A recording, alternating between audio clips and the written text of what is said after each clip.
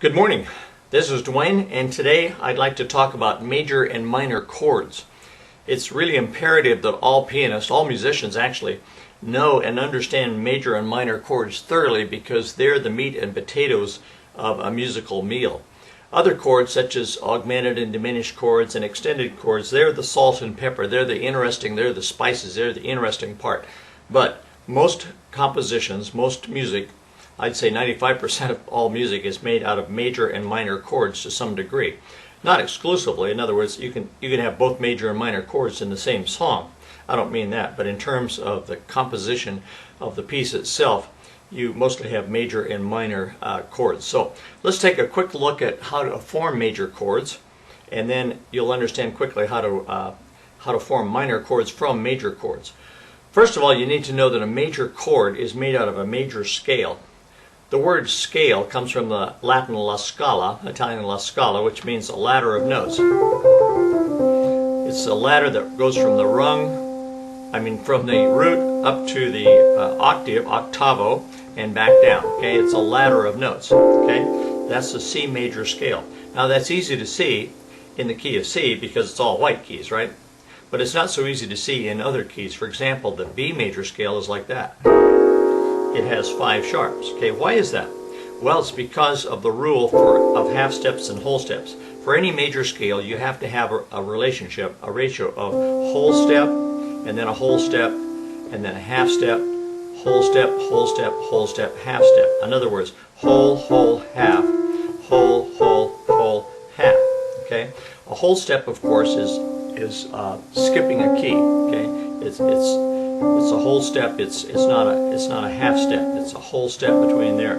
Another whole step would be there, wouldn't it? Now that's a half step, isn't it? Because there's nothing in there but a crack. That's the definition of a half step. Nothing but a crack. Okay. Then a whole step, whole step, whole step, half step. So the formula for a major scale is that whole step, half step, whole step, whole step, whole step, half step. In other words, 2 whole steps, then a half step, 3 whole steps, and then a half step. Okay. So if we start on B, say, then we can't, the second note of the B scale can't be that because that's only a half step. We have to go up a whole step. So a whole step is there, another whole step is there, then a half step, whole step, whole step, whole step, half step.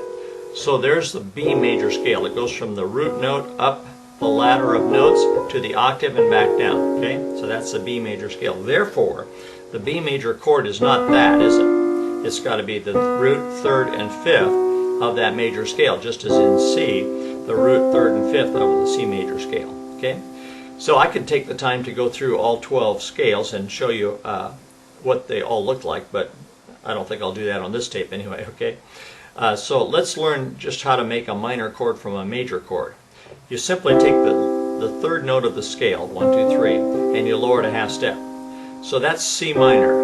Okay, C minor, C major, C minor. So if this was the B major chord, and it was, then how would we form B minor? We'd lower the third a half step. Okay? So let's now methodically go through all the major chords and then make them minor. Okay? C major, C minor.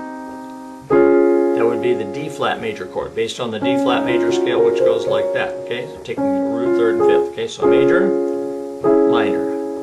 Major, D major, D minor. E major, E minor, E flat major, E flat minor, E major, E minor, F major, F minor, G flat major, G flat minor, or we could call that F sharp.